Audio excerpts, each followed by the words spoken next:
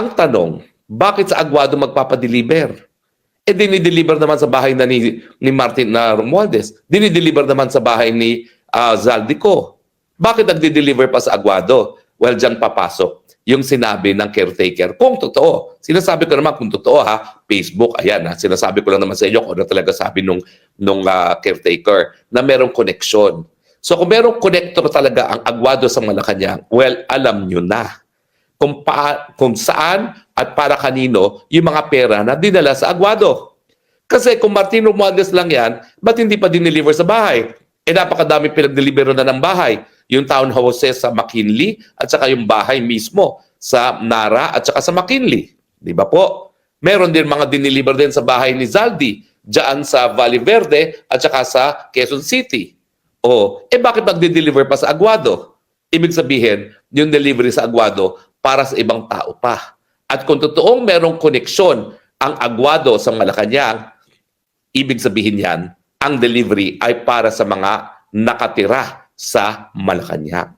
Sino ba nakatira sa Malacanang? Si Marcos Jr., si Lisa Araneta Marcos, si Sandro Marcos, at yung dalawa pa niyang kapatid.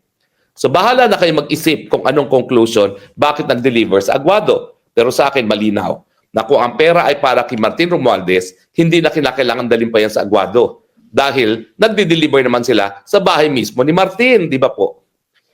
Ang akin tinutukoy at tinutumbok, alam na natin, kurakot ang Martin. Alam na natin, kurakot ang Zaldico. Pero, gaya ng sinasabi natin sa mulat-mula, hindi naman po mangyayari yan kung hindi dahil kay Marcos Jr. Bakit? Dahil si Marcos Jr. ang namili ng speaker. Yan naman po talaga ang katotohanan sa politika ng Pilipinas. Walang tao na magiging speaker na hindi gugustuhin ng presidente. Una. Pangalawa, si Marcos Jr. naman ang nagsusumite ng budget na binago ng mga kongresista para sila ay kumita. Hindi naman niya ginamit ang kanyang kapangyarihan na mag-veto gaya ng ginawa ni Tatay Digong noong 2019 budget na talagang binito niya yung mga insertions ng mga kongresista. Immediately after, natanggal si Bebot Alvarez at yung kauna-unahang taon na naging speaker si GMA. Pangatlo, alam din niya ang gawain ng pinsan niya. Kasi nga, imposible naman na hindi alam ng anak niya ang patakaran. Uulitin ko po ha, bago pa maging kongresista si Sandro Marcos, abay narinig ko sa sariling mga bibig niya na yung habang siya ay nag-i-intern doon sa kanyang tiyo as majority floor leader, abay ang sabi ni Sandro, they are so corrupt in the House of Representatives. So alam niyang patakaran dahil siya mismo ay naging kongresista rin at nandyan yung kanyang anak.